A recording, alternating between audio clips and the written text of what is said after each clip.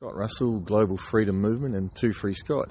I want to talk a little bit about just some global observations. I'm not saying I'm right or wrong, I just want to put it out there and you can decide for yourself if there's any credibility to what I'm about to say.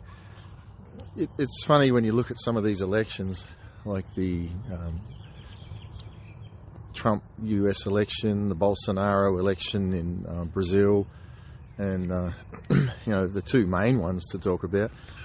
It's almost been the same pattern. I mean, we have Biden that sat in a basement, then all of a sudden he's, almost, it's like, I don't know what the numbers were, it's almost like it was 48% to 52 for Trump, and then all of a sudden it just gets over the line and it becomes 51% or whatever it was close to that, and 49 by Trump, and Trump loses. And it was the exact same playbook in Brazil. Bolsonaro was there, Lula. I mean, Lula wasn't doing much at all. I mean, I'm running a global group and I never saw any videos come through of Lula. Bolsonaro's having millions of people, hundreds of thousands at least, coming out. Then all of a sudden, it's the same thing, 48% to Lula and 52 Bolsonaro, and then right at the end, it suddenly goes to 51% Lula and 49% Bolsonaro. I mean, they may not be the exact numbers, but that's the sort of thing that's happened. And I get a little concerned when I look at some of these, like Kari Lake and ones like that in Arizona. A woman who's got a massive following, but Katie Hobbs is hiding in her basement, and just the same as Biden did. And so what happens is, pardon me, at the election, as the elections are unfolding there, I hope I'm wrong, but it seems like the globalist playbook is let the elections take their role, get them as close as you can, and then right at the last minute squeak it over the line. And if Kari Lake doesn't win, it's the same scenario that we saw with Trump and with Bolsonaro in Brazil, the globalist World Economic Forum playbook. And they make it close and they make it look like that person's going to win, but all of a sudden they squeak over the line and they won.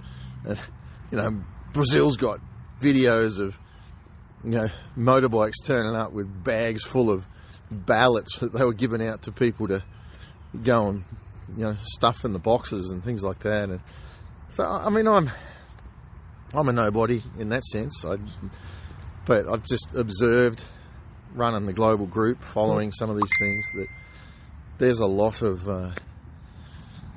question marks that arise, and the playbook seems the same. And we see it with the global group globally, with attacks on free speech, the police tactics, the divide and conquer. Just they, like I was saying here, there's the Secret Services. They don't come in to destroy, they come in to infiltrate and cause dissension and divide and conquer, and it's a global thing. So we're very much following a global playbook from the globalists, who are all about doing away with borders and one world, and I guess some wonderful sounding ideas with that, but we all know where it ends up. I mean, communism, people can suggest is it's so simplistic, and a lot of the youth think that it's a very romantic idea, but in practicality we all know that idea never plays out. It's killed millions of people worldwide, and because man's heart without God in there is black. So hopefully these elections we're going to see righteousness prevail and truth, but I struggle to understand how the globalists, the World Economic Forum, doesn't have their black, filthy hands around the throat of this. I mean, they've just done it to Brazil. They did it to the US presidential election. Why wouldn't they do it in the midterms? And, you know, and they've got the whole mainstream media there as their propaganda arm to, you know, belittle anyone that suggests anything different. But it's difficult to see free and fair elections, to trust that that's really happening. And yeah, anyway, so God be with America that we can see the right outcome. But I just encourage you, if it doesn't go the way you're hoping, you all know what's happened. There's some heavy hitters behind the scenes. I also think that, as I've said constantly, that these people have a backup plan, and it's to crash currencies and economies. And if they happen to lose, these guys pull the strings on the financial systems of the world. I mean, think about it. We've printed trillions of dollars globally into the global economy, and there's not probably an economy in the world that's not being propped up. Somebody's allowing it to stay where it is, and all they have to do is say that's enough, and major problems arise. I do think they're going to have, you know, here in Australia, where I am at the moment, the house prices are dropping, interest rates are rising like they are in the US, and they're not really exposing people to the full extent of that.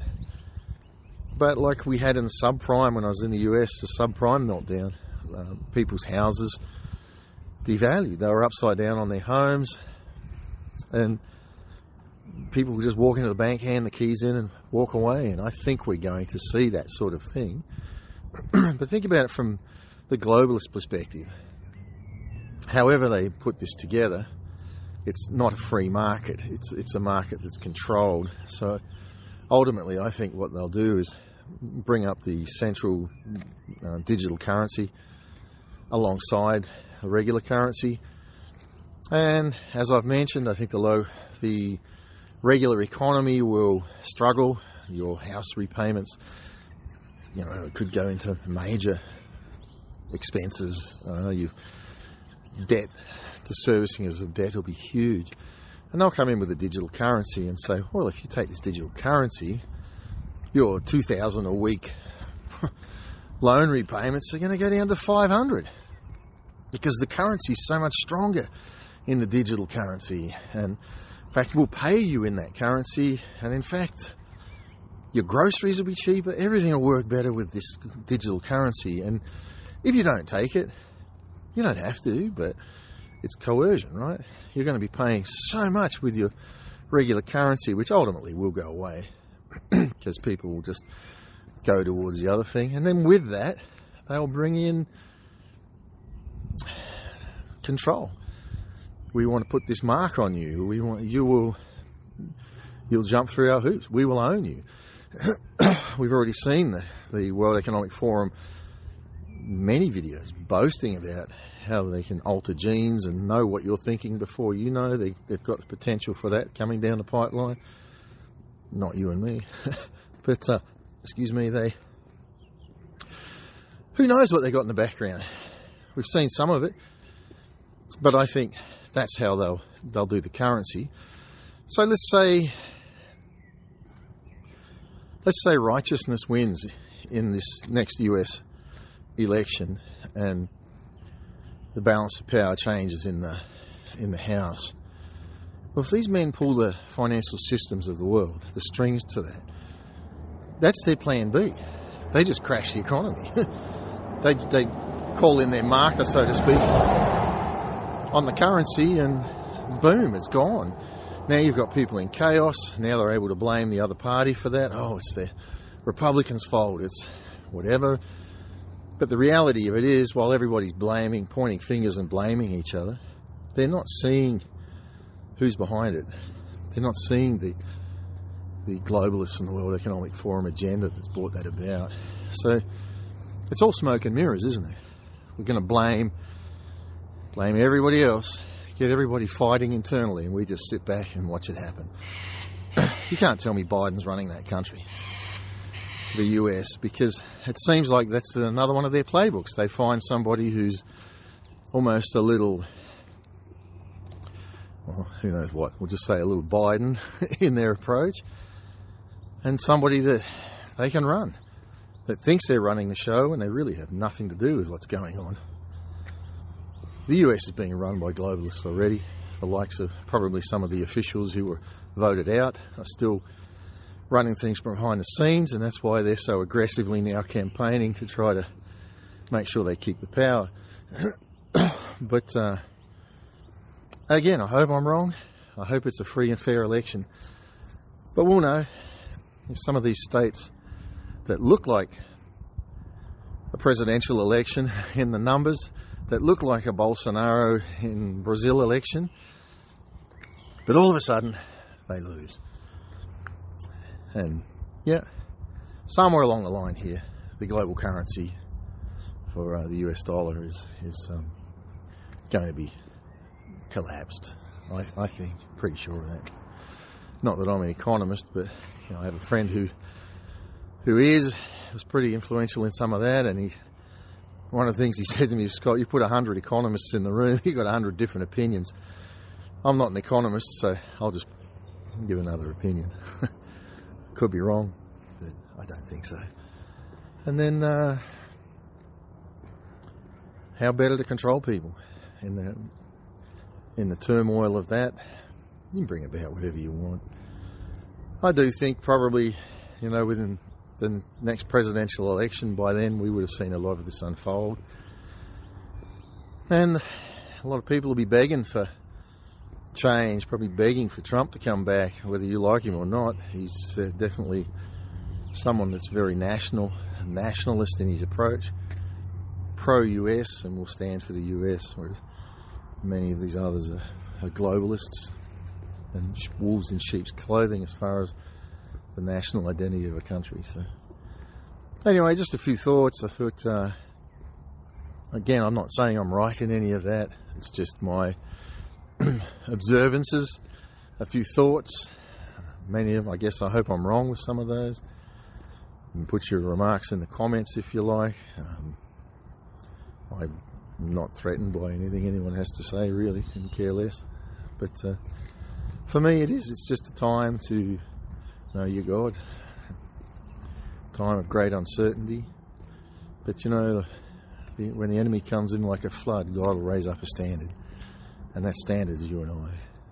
So as freedom comes alive in each and every one of us, it comes as a gift from God to understand that we've been prisoners, but now we're free. Freedom's a state of being. It's not a place where you are. And my sister had a story about a lady. She knew that her husband was a bad man. He used to lock her in a box when she went to work. And eventually died, and it came out that this woman was being abused in that way. And my sister asked her one day, said, she runs a church in Australia, in Townsville, and she says, how are you such a lovely person? Because she was my sister said, just a beautiful individual, so free. And she said, I found God in the box. And no matter what your hell is, no matter what you face, you can find freedom in God. Freedom in what your state of being is. And the oppression that they try to bring on us to control us doesn't have to control any one of us, because we can be free in the state of being of who we are. So be free. Find what God's got for your life. Prepare for your family, your friends, what you're feeling inside. Follow the peace. I'm going to add to that. Klaus Schwab. I put a video out saying within 3 to 6 months he might be gone, and I didn't really have any concrete anything to base that on other than just a feeling. And we'll see. I mean, ultimately God controls what happens with that man's life. But I think we can look at it and say, like corporations often, right? The founders gets moved on because the next generation has to take it further.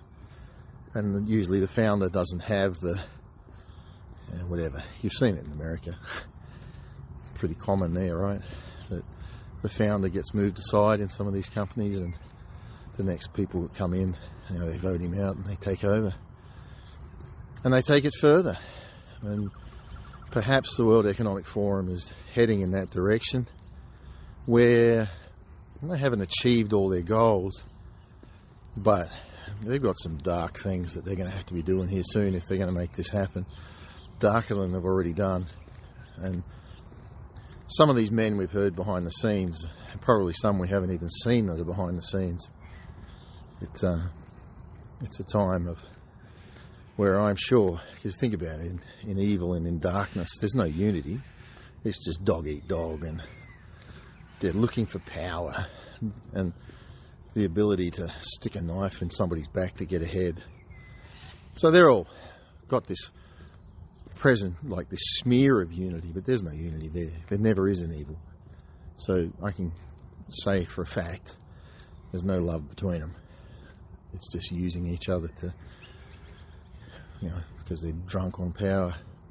So in that, I just get that sense that we might see Klaus Schwab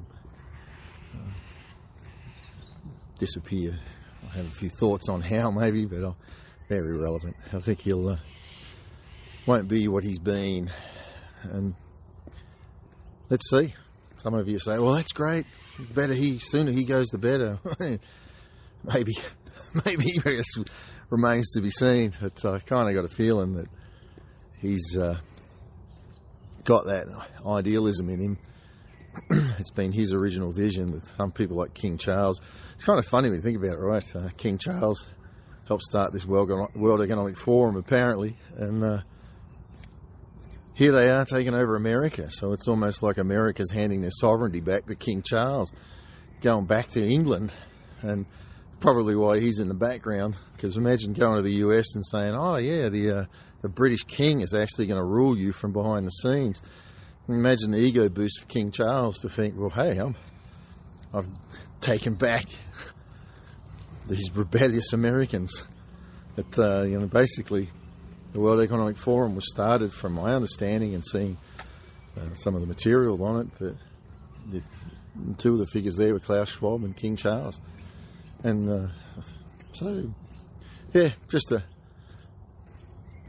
kind of a amusing side thought. Imagine if the media let out that King Charles was running the US from behind the scenes.